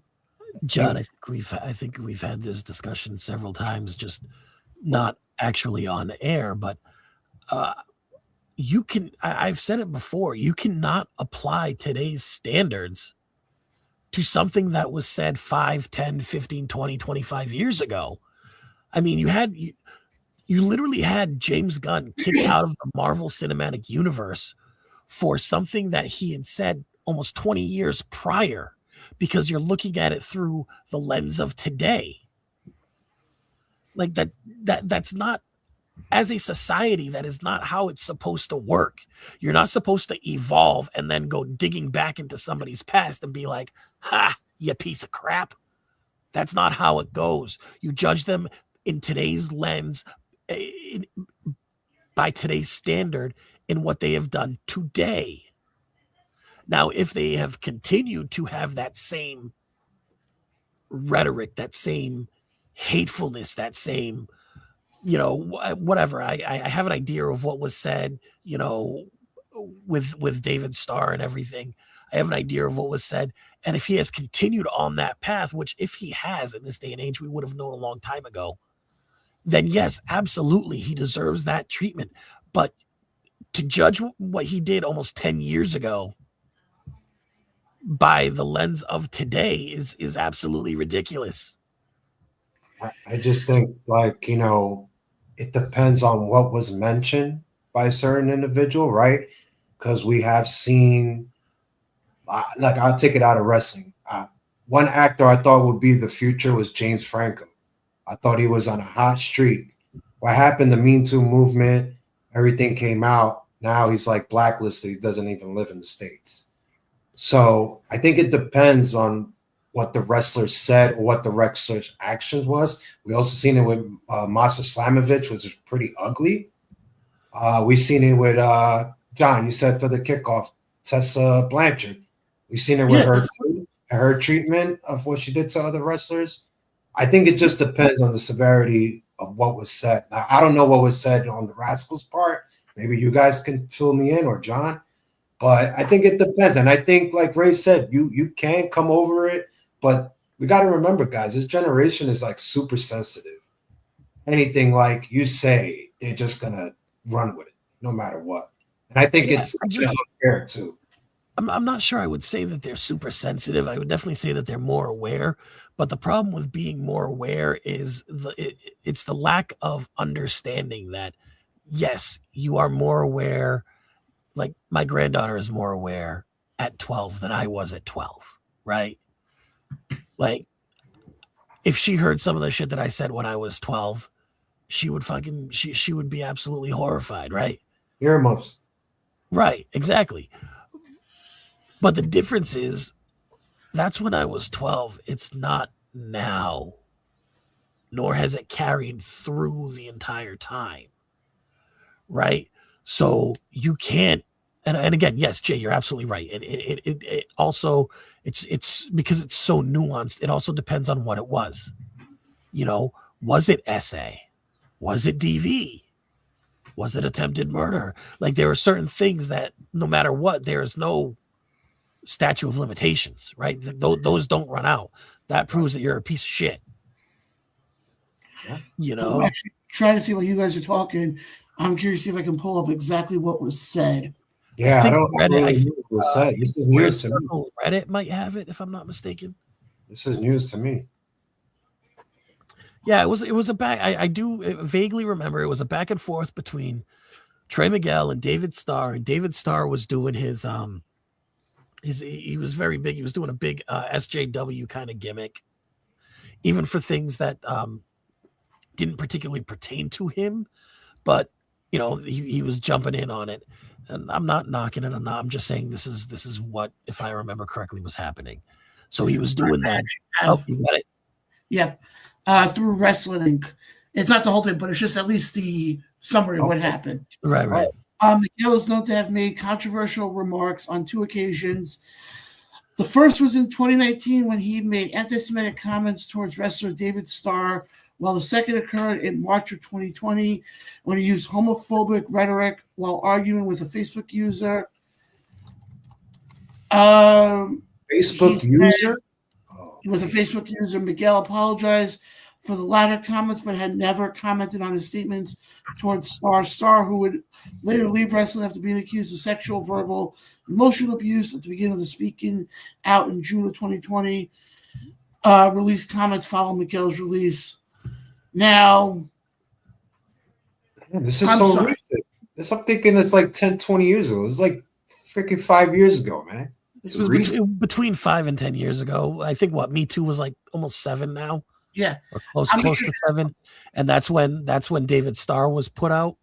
Yeah. So David Starr was, ironically, was outed due to the Me Too movement. So we're talking about something that happened a couple years before the Me Too movement, essentially. Just like the creator of Rick and Morty.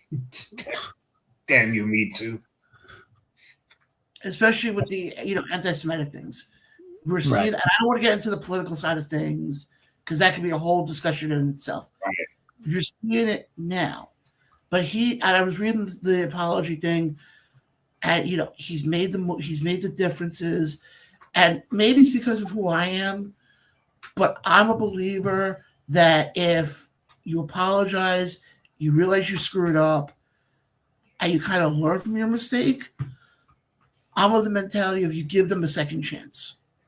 That's but the to thing. turn around, yeah, that's kind of what it's supposed to be. That's the thing. I seen so many celebrities beg for second chances. Do what you say, guys, and it's just not acceptable. Oh, listen, and also on the flip side of that coin, some people are just fucking pieces of shit, and they'll beg for the forgiveness, and then 8 months later they'll show you that Well, it's like a gang, right? You have your actors who are A-listers, and then you have others that don't. And if you're not in the A-lister, you're not in, right? And that's the issue, though. But then the other part where it was that he made comments as a Facebook user. I mean, we're all in wrestling groups. How many times do you see somebody make a post on Facebook and you just see the arguing starts? Some of it is really, really dumb, by the way. Bro, I could go into any wrestling Facebook group, post a picture of the old school red, white, and blue ropes against the old WCW black and yellow ropes and say the red, white, and blue ropes were better. I will be called a racist. I will be called a fascist. I will be called everything under the sun because I chose the red, white, and blue ropes over the black and yellow ropes. I mean, vice versa. But I was saying with the Jada, I'll get to you in 1 second, trying to cut you off. No, Isn't that where the play of if you're on Facebook and you see something you don't agree with, there's a simple thing called you scroll past that post. No, but that's not how it works, John. That's not how these. not You know, what I mean, does. that's not how it works. Don't you know that? And Social media gives me a way to voice my opinion. Therefore, I need to voice my opinion on everything I see, whether I like it or I don't. That's what that means. The fact of the matter is, like Mike Tyson said, people have become far too comfortable with saying shit that usually would have gotten them punched in the fucking mouth. Don, you read all these things, but Trey, what do you think? Would you give him a chance? What would I give Trey? Yeah, everything you mentioned, everything you said to us and everybody that's watching, would you give him a second chance? Even though you said he earned it, right? He deserves a second chance. Yeah, I'm of the mentality if you realize you screwed up and you realize, hey, I didn't, not you said to say I didn't mean to say what I said because you said it, but if you at least admit, hey, it was not right for me to say what I said, and at least you become off sincere about it, yeah, I'm of the mentality you give them a second chance. I mean, the fact of the matter is, it's been almost 8 years. It's been closer to 10 years than not. And there hasn't been any other issues regarding this. Well, so to me, that shows that he was sincere in his apology. He learned. He has moved forward. Just because people don't make... I am so sick of society sometimes. Just because people don't make such a grandiose show of, I am donating half of my salary to, fucking Pig Hearts for Life or whatever, fucking figure out your own fucking charity to that you would donate to. But the fact of the matter is, just because people don't make those grandiose shows of look, I've reformed, those performative actions, and that's what they are. They are performative actions to get some of the people back to their side. It doesn't mean that they haven't changed, that they haven't acknowledged what they said was wrong, that they haven't evolved as a human being. And again, like Jay said, in some cases, none of that matters because the original instance was so egregious that, well, no, none of that matters. I'm looking at you, Matt Lauer, and having your fucking little button underneath your desk to lock in your secretaries, you old freak. Well, I'll put it this way. If it was such a big issue with Trey Miguel, do you think WWE would have had him in NXT, the couple appearances? It was such an issue. Again, that is also another way to look at it. Because I don't think he would have. I don't think he would have made that. Look at how quickly they were to look. Give me a second. Think about it. Look at how quick they were to get rid of Zachary Wentz when his estranged girlfriend posted the picture of him from like 10 years prior. Well, because the problem is, even though he may have been not found guilty, in the regular, he was guilty in the court of public opinion. Bingo. And that's the issue. You look at a lot of these guys, like Jay Briscoe, for example. I'll go back to Jay for this one. Because he was found guilty in public opinion, you never saw him wrestle again. I hate to say it, I don't think we're ever going to see you never saw him wrestle on AEW TV. No. You did see Jay wrestle quite a bit, but it was always on ROH TV. And here's the funny thing. Jay was one of those people that when he had the conversations that he was originally scared to have, and he sat down with the people that were willing to teach him and lead him back to his faith and show him. What did he do? He became a huge supporter. Fucking, what's his name there? What's his name? Oh, he's always wrestling with Ali Catch. What is his name? Effie said he never felt safer in a locker room than when Jay Briscoe was there. Yeah. Guys, I hate to say this, but sometimes it just takes time. Look at Zachary. It took time for him to see us back in NXT, right? Takes did. years. It takes time. Look, I'll give you the same example I gave you earlier. James Franco, banned from Me Too. Guess what? I pop Netflix to watch Raw. Who pops up on my screen? James Franco in a Stephen King TV series that I didn't even know he's back in the States doing shows. It's yeah, look it What up. Stephen King James series? Franco is in a Stephen King's mini series that he travels back in time and kind of changes the past from Oh, you're talking about 11. Dude, that 11, show 11/22/63. It was Yeah. the day that Kennedy was assassinated. Look how many Bro, years it took that for was him to get- that show was a Hulu original. That show actually came out before the Me Too movement. Yeah, That I show heard. was a Hulu original. It was so good. Yeah, but But- look how many years it took for him to get a state job. You know what I mean? Like it's all that's how these companies do, man. Some I is think fair. it's safe to say.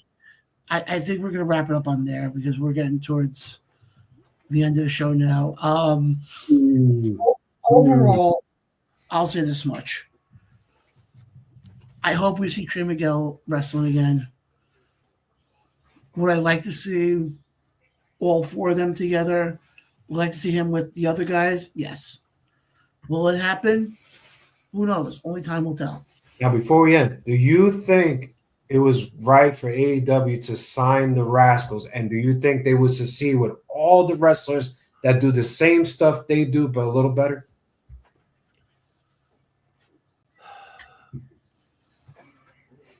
Two-part question. I know. So I feel like since the Lucha Bros have gone to WWE, there's kind of been a hole in that real close knit kind of tag team. Like you have the Lucha Bros, they're brothers, obviously, right? So you have that real close knit tag team right there. I think the Rascals can kind of take that, have a little bit more fun with it. And the cool thing about the Rascals is their style is very similar to the Lucha Bros, where if you want to wrestle, we can wrestle. If you want a spot monkey fest, give us the ladders. Yeah. You know, so I think that I think if booked properly and if done correctly, that they could be very successful in AEW. I would, especially with FTR holding the titles right now, and FTR's motto has always been what? No flips, just fists, baby. So you think it was the right move? I asked John the same. So Ray, I think it was a good move, and I think later on you'll find out that it probably was the right move. Yeah, I would agree. I think it's going to definitely help boost that tag team division big time. And now look at the potential matches you're going to have. Them and FTR, them and the Bucks. You're going to have, them with, I mean, I'll put it this way. Put them in the ring. I would say probably Desmond and Zach with Speedball and Kevin Knight. who's the strongest out of all of them? Desmond. I think Desmond's the strongest out of all of them. But And I think that was proven by how quickly NXT was able to be like, all right, once you're gone, Desmond, here's the rocket. And they And then gave him the rocket on NXT. And they saw Javon, and they're just like, you know what, Javon, I'm gonna let go of Waitsley, and I'm gonna give you the rock. but then Yeah, unfortunately, they forgot to turn his rocket the right way. They've got it. They've got it so it We shoots didn't down. talk about Javon Evans, John. Listen, I love Javon Evans. Okay, I do. But I'm just saying that when they put the rocket on, they put the rocket on upside down because he's not going up. It didn't strap on, so it's just Something they did something wrong. yeah. Well, Javon. no, Face this towards enemy. They put it backwards. but I will say this much, show. Another team I could easily see the Rascals doing well with in Ring of Honor. You have the team of Lee Johnson and Blake Christensen, Yeah, that could be a good one. or even a step further. What about the team of Tony Nese and I think it's Arya Davari? Yeah, it's Vari's little brother. But there's so many. I think that's the one thing is you have the potential. But we're gonna get out of here now, guys. But before we go, guys, Ray, how are you feeling, by the way? And first of all, I'm glad to see you back. I feel like shit, John. I feel like absolute crap. You talk like Batman. Like, yes. I wouldn't even be here right now if you could just click in numerical order, in sequential order on the comments. I would have just continued watching from home. Well, thank you for the run-in. I appreciate it. Well, thank you for irritating me to the point that I had to, John. Thanks, I appreciate it. I'm supposed to be resting. Okay, Scott Farrell. Can you imagine if I come in next week and my voice is just stuck like this? I got it. O'Reilly's Auto Parts, better service. I got it. Around the Ropes, brought to you by Scott Farrell and Damian Priest off of Timo. Oh, he's saying Timu Priest. Jay, you gonna let him stand with that? Wow. Well, guys, we're getting out of here now. Appreciate everybody who tuned in tonight. Next week, obviously, will be the Rumble preview. Hopefully, we have a better Impact Wrestling this week because they have to have a bounce back. For all of us here, we'll talk about that later. No. Just I was gonna say something, but it can wait till next week. It's fine. For all of us here, guys, again, follow us on Facebook. Which, guys, again, we'll be back on Facebook in probably next week. Actually, the guys will be back on Facebook. And so maybe even Twitch. Yes. And also subscribe to us. We're on YouTube, but also, John, how much does that subscription cost? $3.99. $3.99? Yeah. Shit, if it's free, I'll take 3, baby. We got a comment here. Dear Runnels. Get well soon, rat. Ricky Rabbit here. Thank you, David. I appreciate that. Guys, as always, I appreciate everybody who tuned in. For Scott Get well Farrell, soon, Ray. for Scott Farrell of Timu.com, for Damian Priest of Timu.com, and I'm Shmuley. We'll catch you guys next time right here on the Around the Ropes Radio Show. Fuck ice.